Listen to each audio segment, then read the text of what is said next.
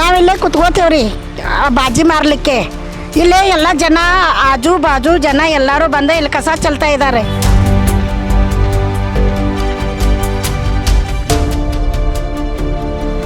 ಬೆಳಗಿಂದ ಸಂಜೆ ತನಕ ಕುಂದಿರ್ತೇವಿ. ಈ ಕಸ ಹೋಗಿ ಸಂಬಂಧ ನಮಗೆ ಭಾಳ ಪ್ರಾಬ್ಲಮ್ ಆಗಕತ್ತದ. 5 ವರ್ಷ 6 ವರ್ಷದ ಮಕ್ಕಳನ್ನೆಲ್ಲ ತೊಗೊಂಡು ನಾವು ದಿವಸ ಎಲ್ಲ ಕುಂದಿರ್ಬೇಕಿಲ್ಲಿ. ಆಜು ಬಾಜುಕಿನ ಮಂದಿ ಎಲ್ಲ ಕಸ ಹೋಗಿ ಹಾಕತ್ತಾರ.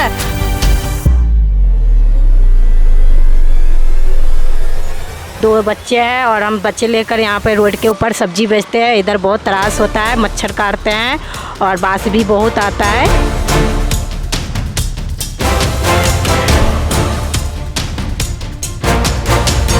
ಯಾಕಂದ್ರೆ 10 ರೂಪಾಯಿ ತಗೋಬೇಕಾಗಿತ್ತು ಅವರು. ಕರೆ ಅಂದ್ರೆ 20 ರೂಪಾಯಿ ತಗೊಳಕತ್ತಾರ್ರಿ. 20 ರೂಪಾಯಿದನ್ನ ಕೊಡ್ತಾರೆ. 2 ಚೀಟಿ ಒಬ್ರಿಗೆ ಕೊಡ್ತಾನ್ರಿ ಅವ್ರು. ಒಬ್ಬರಿಗೆ 2 ಚೀಟಿ, ಅದು 2 ಚೀಟಿ ಇರ್ತೈತ್ರಿ. 2 ಚೀಟಿ ಒಬ್ಬೊಬ್ರಿಗೆ ಕೊಡ್ತಾನೆ. ನಾವು ದಿನ ಎಲ್ಲರ ಅದನ್ನ 2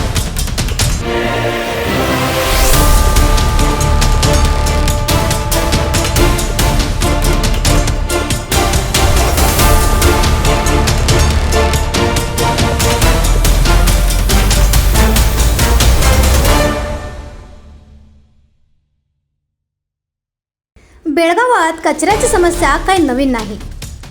शहरातील अनेक भागामध्ये कचऱ्यांचे साम्राज्य दिवसेंदिवस वाढताना दिसत आहे. पण या विरोधात आवाज उठवण्याचं काम केलंय वॉइस ऑफ फेनोग्रामने. वॉइस ऑफ फेनोग्रामकडून बातमी दाखवल्यानंतर अनेक भागातून नागरिक संपर्क करत आहेत आणि त्यांची व्यथा मांडत आहेत. त्याच पार्श्वभूमीवर वडगाव येल्लोर रोड परिसरातील देखील कचऱ्याने डोके वर काढले आहे.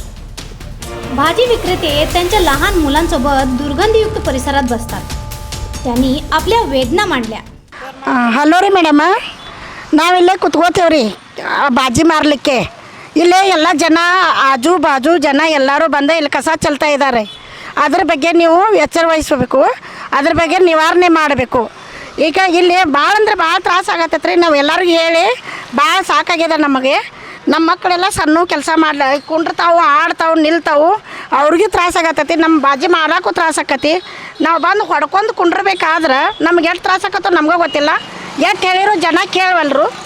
ಇದ್ರ ಬಗ್ಗೆ ಕಾರ್ಪೊರೇಟ್ರ್ ಆದಂಥವ್ರು ನೀವು ಮನವಿ ತೊಗೋಬೇಕು, ಲಕ್ಷ ಕೊಡಬೇಕು.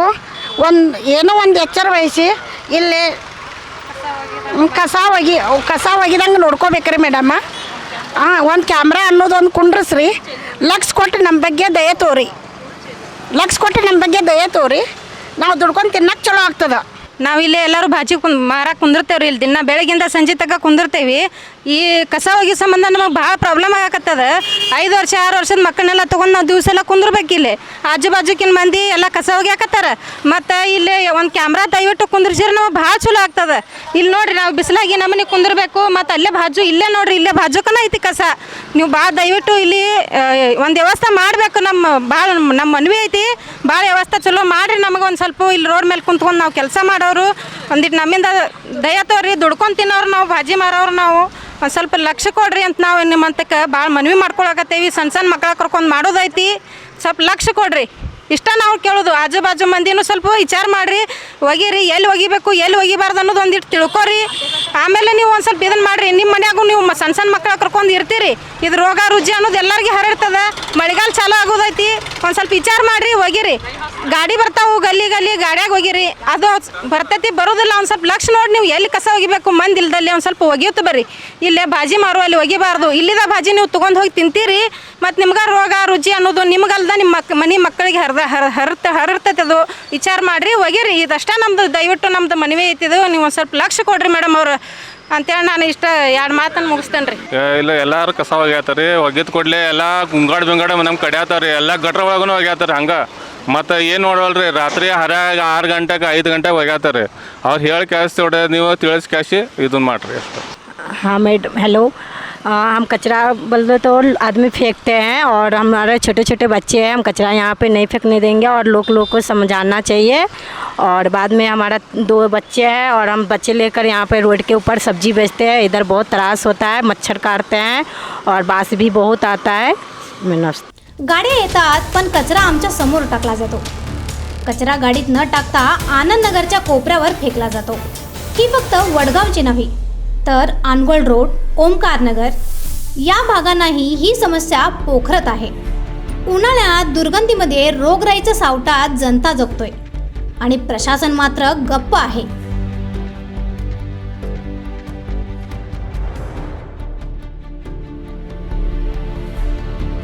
कचरा उचलणाऱ्या गाड्या कुठे आहेत, कधी येतात, कोणत्या वेळेत येतात, कोणीच सांगायला तयार नाही. व्हॉइस ऑफ वेणुग्रामच्या वतीने नगरसेवकांना संपर्क साधण्याचा प्रयत्न केला गेला, पण कॉलला उत्तर मिळालं नाही. जर नगरसेवकांचा फोन लागत नसतील तर नागरिक आपल्या व्यथा कोणाला सांगणार? आता वेळ आली आहे प्रशासनाने जागे व्हायची आणि वेळेत उपाययोजना करण्याची. नाहीतर ही कचऱ्याची समस्या फक्त गल्लीपुरती राहणार नाही, ती आरोग्यावर, समाजावर आणि शहराच्या प्रतिष्ठेवर आघात करणारी आहे.